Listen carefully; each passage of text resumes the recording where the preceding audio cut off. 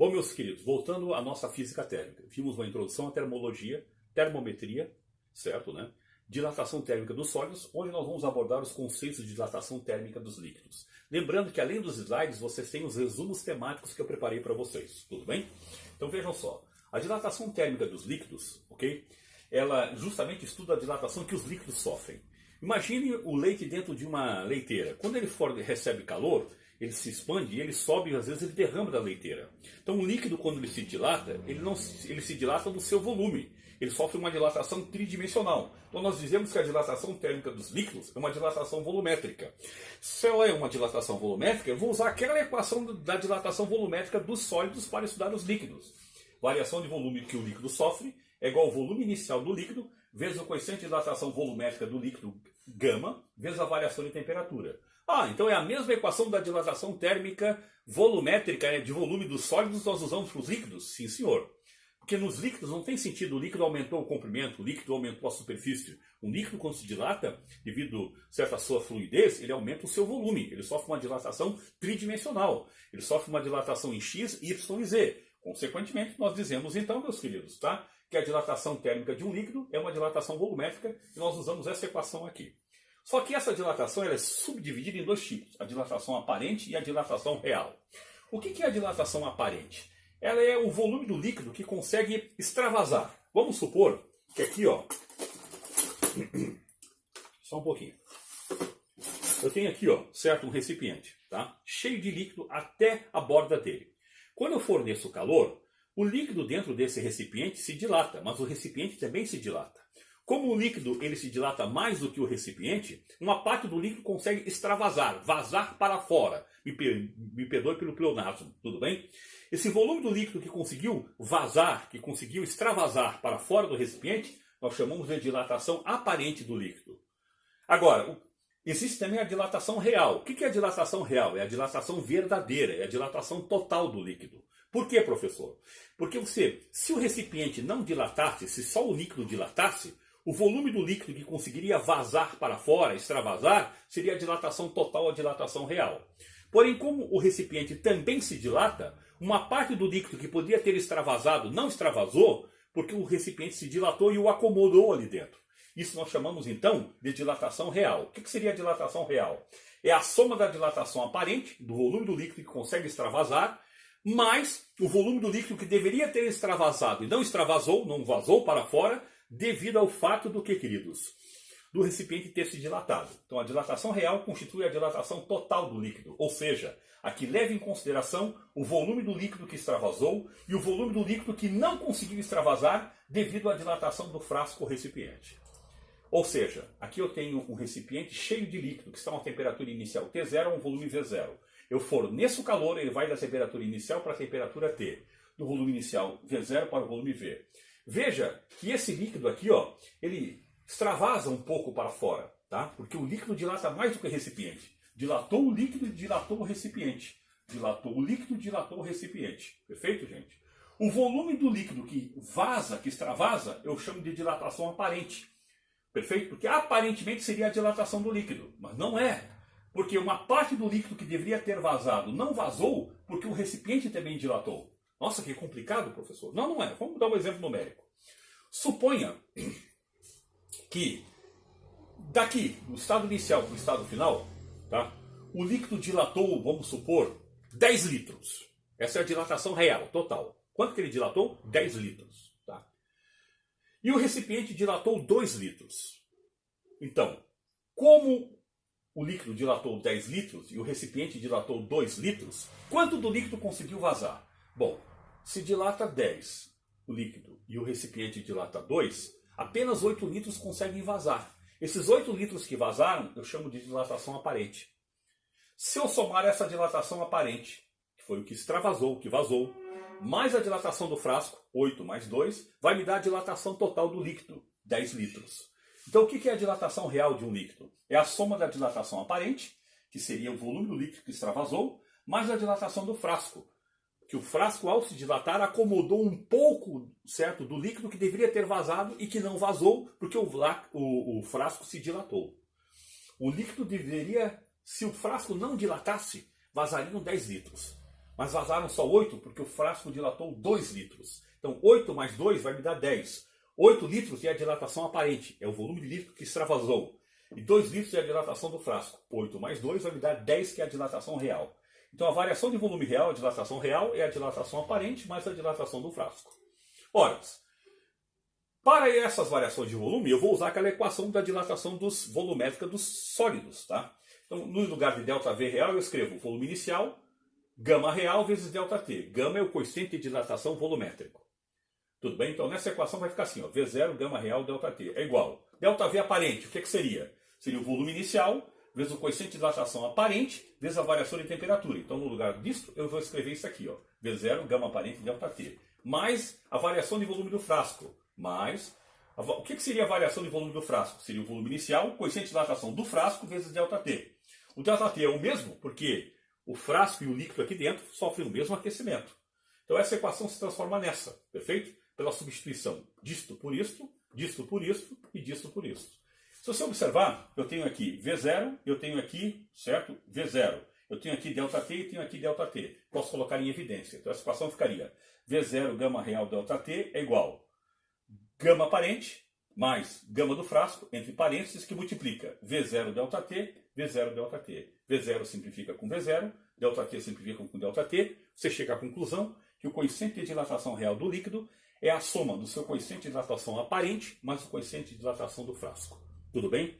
Então a dilatação de um líquido ela é calculada pela equação da dilatação volumétrica, volume inicial vezes o coeficiente de dilatação volumétrica vezes variação de temperatura, e a dilatação real é a soma da dilatação aparente mais a do frasco que contém o líquido.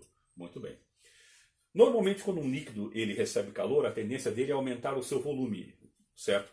E isso acontece com todos os líquidos. Porém, a água, assim como, por exemplo, o bismuto, o ferro, a prata, o antimônio, em determinadas faixas de temperatura, quando eles recebem calor e eles se expandem, entendeu? Ao invés de aumentar o tamanho, eles diminuem o tamanho. Isso é algo estranho, anômalo. Nós chamamos isso de dilatação anômala. Nós vamos trabalhar agora a dilatação anômala da água, tá? O caso específico da água, tudo bem, gente? Para isso eu tenho que lembrar o seguinte. As moléculas de água, cuja fórmula química é H2O, elas têm átomos de oxigênio e hidrogênio. Vocês aprenderam em química que o oxigênio é mais eletronegativo do que o hidrogênio. Então forma-se uma concentração de carga negativa próxima do oxigênio e uma concentração de carga positiva próxima dos hidrogênios em cada molécula de água. A molécula de água ela é polar. Quando as moléculas de água se aproximam, elas vão se aproximar de uma tal forma em que o polo negativo de uma molécula, representado pelo oxigênio, vai tender a se aproximar do polo positivo da outra. Então as moléculas de água, quando elas vão se aproximando devido à redução de temperatura, chega um momento em que elas vão formar uma estrutura em que vão ficar muitos espaços vazios entre elas. Isso explica essa dilatação anômala da água. Tá? Então vamos primeiro caracterizar a dilatação da água anômala. Vamos parar e vamos pensar o seguinte aqui. Ó, tá? Eu tenho aqui um gráfico de volume por temperatura. Esse θ aqui está representando temperatura. A dilatação da água só ocorre na faixa de temperatura de 0 até 4 graus Celsius. Tá? Então a dilatação irregular ou anômala da água ela só se verifica nesse intervalo de temperatura, de 0 até 4 graus Celsius. O que acontece aqui, gente? À medida que vai aumentando a temperatura de 0 até 4 graus Celsius, o aumento de temperatura deveria provocar o que, gente? Um aumento de volume. Não é isso que acontece, o volume vai diminuindo. Depois é que ele volta a ter o comportamento normal. Então entre 0 e 4 graus Celsius, no processo de aquecimento, diminui o volume da água. Tudo bem, gente? Né? Ora, como eu sei que densidade é massa sobre volume, ao diminuir o volume significa que a densidade da água está aumentando. Então se eu fizer um gráfico de densidade por temperatura, à medida em que eu vou aumentando a temperatura, se o volume está diminuindo, vai aumentar a densidade da água. Isso é estranho, não deveria acontecer isso. O que deveria acontecer é aumentar a temperatura, aumentar o volume e diminuir a densidade. E não acontece isso nessa faixa de temperatura. Então para a água, de 0 até 4 graus Celsius o volume diminui e aumenta a densidade. Em 4 graus Celsius você vai ter o volume mínimo da água, tá vendo? E vai ter a densidade máxima da água. E depois de 4 graus Celsius em diante, certo? A água volta a se comportar de forma normal. Ou seja, aumenta o seu volume e diminui a sua temperatura. Tá, mas por que isso acontece? Como eu expliquei para vocês, as moléculas de água são polares. Então se a molécula de água está a 4 graus Celsius, eu reduzo para 3 graus Celsius, 2, 1... À medida que as moléculas de água chegam em 4 graus Celsius, elas vão se organizar de uma tal forma em que o polo negativo de uma molécula vai se aproximar do polo positivo da outra. Isso a gente chama de pontes de hidrogênio, ligações de hidrogênio.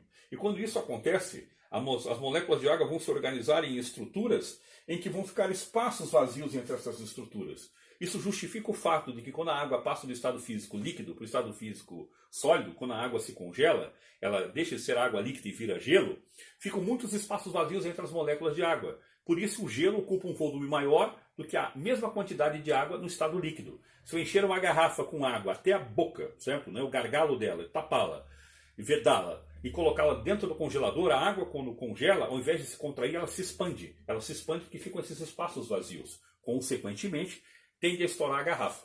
Então o que eu expliquei, ó.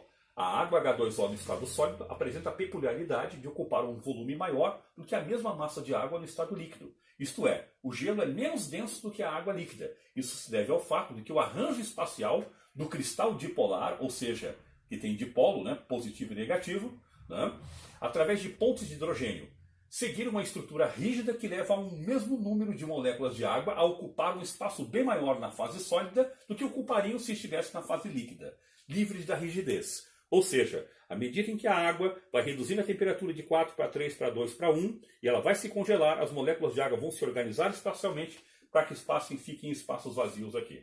Certo, gente? Isso tem aplicações. Por exemplo, eu lá em Curitiba, em 1975, passei por uma nevasca muito grande.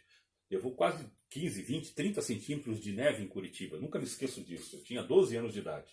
E eu lembro que muitos hidrômetros e canos estouraram, porque a água congelou, e ao congelar ela se expandiu, porque o gelo ocupa maior volume e tem menos densidade, certo? Do que a água líquida. Ao se expandir, ela rompeu os encanamentos. Por isso que em regiões muito frias, à noite, quando vai esfriar muito, muitas vezes algumas pessoas pegam uma torneira e deixam levemente aberta para que fique aqui gotejando, para que se caso haja uma expansão da água, haja espaço para a água se expandir e não venha romper o encanamento ou a torneira.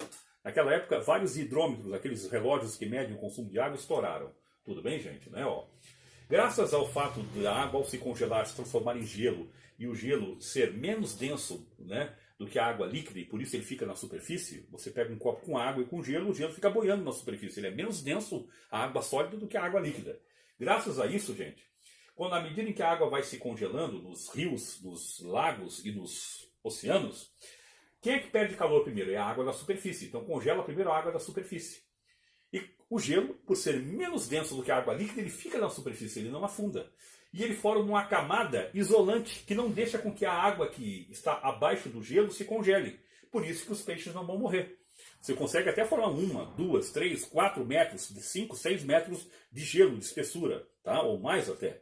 Mas não vai congelar toda a água do gelo. Aqui o indivíduo, ó, o gelo, a água se congelou na superfície, formou uma camada de gelo. O gelo, por ser menos denso, ocupar um volume maior, ele fica na superfície e a água líquida fica embaixo da camada de gelo e ele vai funcionar como um isolante térmico, impedindo com que continue perdendo toda a água do lago. Calor para a atmosfera. Com isso, os peixes aqui não vão morrer congelados. Perfeito, gente? Né? É o que eu estou falando. Né? O gelo, então, ele flutua por ser menos denso do que a água líquida, formando esses grandes icebergs, ou isberg, do norueguês, que significa montanhas de gelo. Veja, os cubos de gelo, eles sempre flutuam. Aqui nós temos banquisas de gelo que vão deslocando-se das geleiras e formam os icebergs. E mesmo sendo bilhões de toneladas de gelo, eles ficam flutuando na água líquida. Lembrando que os icebergs são feitos de água doce. Aqui tem o resumo das equações que nós trabalhamos com vocês, pessoal. Da dilatação linear ou unidimensional dos sólidos, tudo bem? Da dilatação superficial bidimensional dos sólidos, da dilatação volumétrica ou tridimensional dos sólidos e da dilatação aparente e real, né, dos líquidos. Bom, gente, esses exemplos aqui, ó, são exercícios que nós resolveremos com vocês em listas de exercícios ou no próprio material apostilado de vocês. Tranquilo? Um abraço para vocês com essa segunda parte da aula de dilatação.